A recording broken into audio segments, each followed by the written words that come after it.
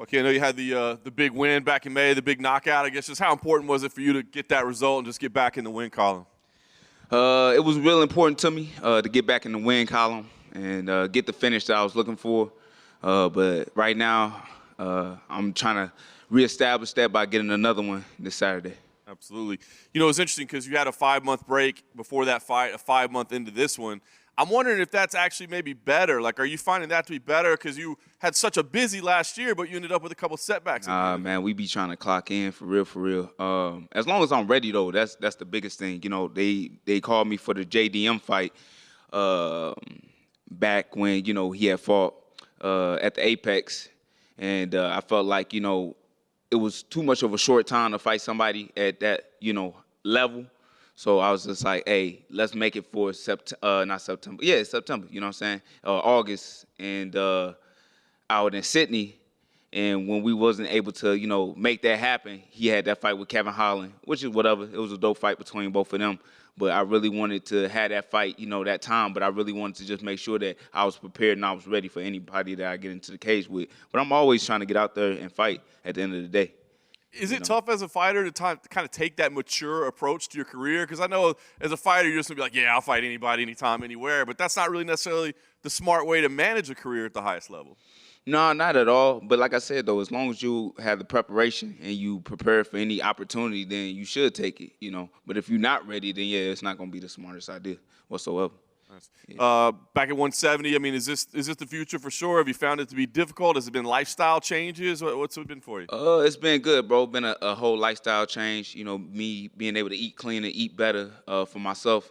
Bro, we ripped up right now. You know, I actually want to take off the shirt. Matter of fact, fuck that, man. I'm going to show the world, bro, what we doing, you know. I got the silk, you know, a little something. But, you know, the ass popping, you know. Look, that oil, boy, that's that baby oil. That's that baby oil. But, you know, I'm just flexed out here, you know. And I feel like all the work I've been putting in and the preparation that I have done, you know, it shows in not just my fight, but my physique. When I step on the scale, everybody sees all the hard work that I done put in, you know, so I'm definitely going to have a good time. Is that a daily sacrifice for you, man, or is it like a lifestyle that you're enjoying? I'm enjoying it, so it's not really even a sacrifice, you know. Being able to change, you know, what I was eating and everything I was doing, it has put me in a better position where I can sleep better, I can think more clearly, and I'm just able to, you know, go out there and fight at a, you know, higher level and at a better performance, you know, for myself, instead of just feeling like, you know, I got to end the fight early, you know, just in case I hope I don't gas out. Now I just want to be able to fight 15 minutes all the way out, you know, and just show everybody, man, I can just keep going and keep going.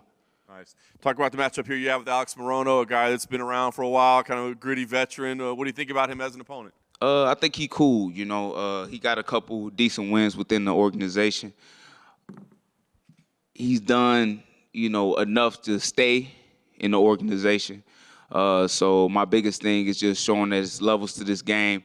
Even though he's the vet and he's been around for a minute, I just want to show him that, hey, at the end of the day, bro, it's a whole different ball game when you fighting a person like me, definitely at this level, and that, you know, pretty much going to get Alex out of there, you know, as soon as I step into that cage.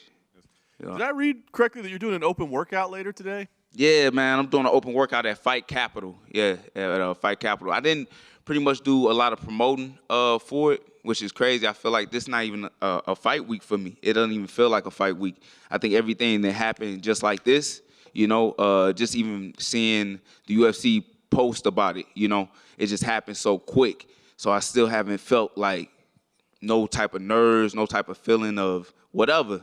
You know, so I really got to focus and get my mind right. But, yeah, I'm doing an open workout at Fight Capital. Very nice. Last thing for me, pick up another big win here. Try to squeeze something in before the end of the year? Do you start looking towards next year? What's the plans for the win here? I mean, it all depends on the UFC and what they trying to do. But, yeah, I would love to get another one. You know, depending on how this fight go, which I think it's going to go my way. Definitely trying to squeeze in one more, probably in December.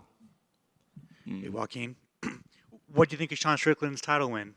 I think it was dope, you know, the champ that we needed right now, you hear me? And, you know, Sean is definitely shaking up the game, you know, just with his personality alone.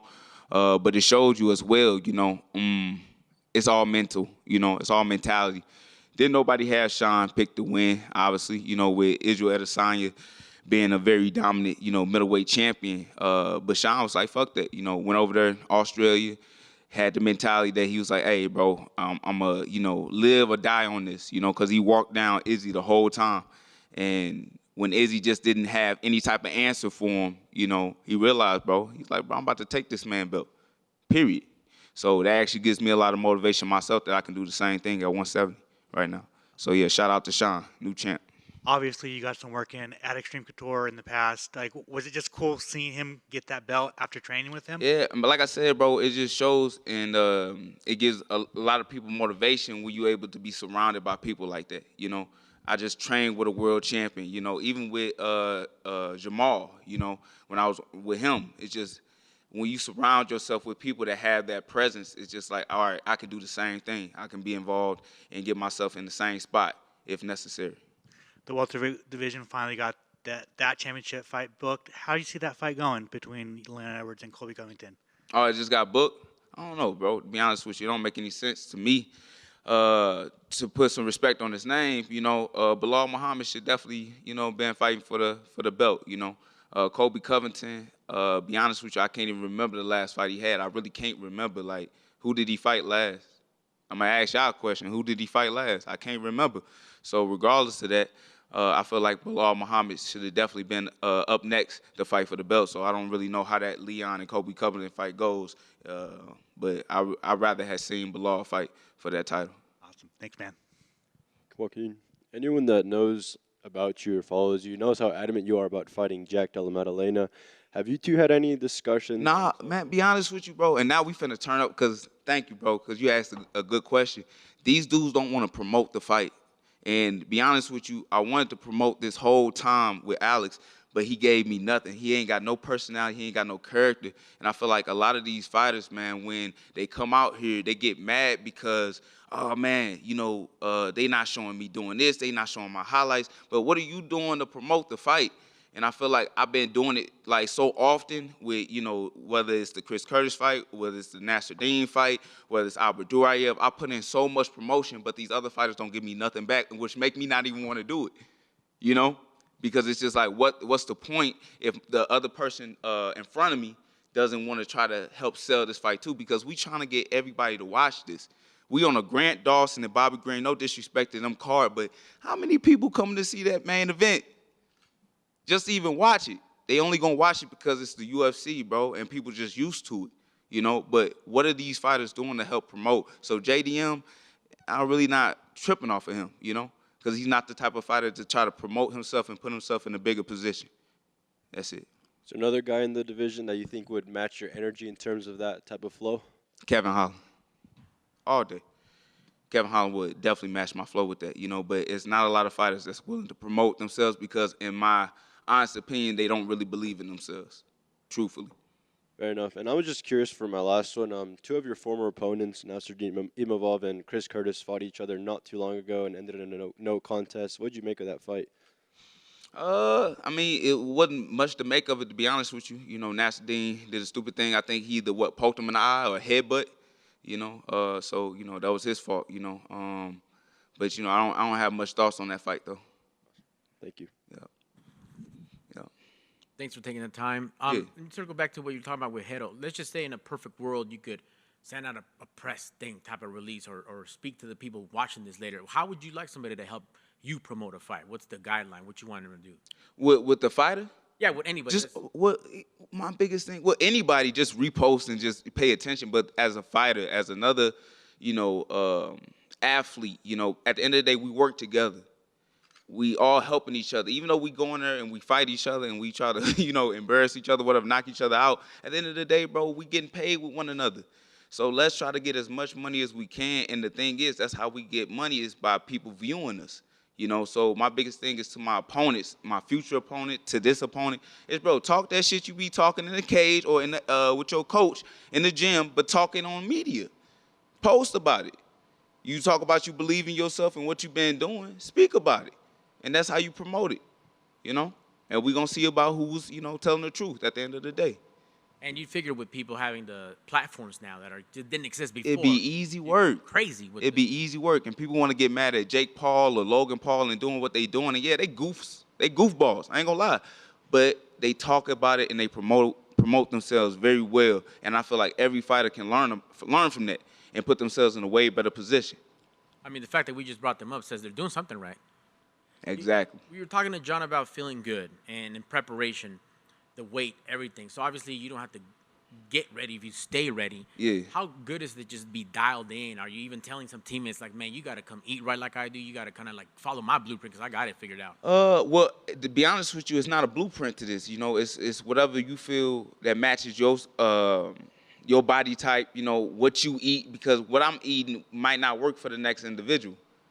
They might not be able to cut the weight the same. You know, so everybody's different. It's the science behind it, but it takes time and patience, whatever, to really figure out what works best for you, definitely when you're trying to make a weight cut. At the end of the day, what we're doing is not natural. We depleting our bodies at the end of the day. I'm still depleting myself, you know, to get to where I'm at. So with all that being said, you have to figure out what works best for you at the end of the day. What is if I can ask, what is your diet? Like vegan? What is that? Oh, no, that's not vegan. So my biggest thing is I don't eat any red meat. Don't eat no steak, anything of that nature. I feel like because at the time when I was eating that, when I was at 185, it was hard to burn, you know, at the end of the day. So I removed that, and I only have salmon, fish, as well as chicken. Chicken is my primary protein that I have. And other than that, all my greens, whether it's, you know, avocados, spinach, you know, Brussels sprouts, bro, you know, asparagus, whatever, anything green, bro, I'm eating it.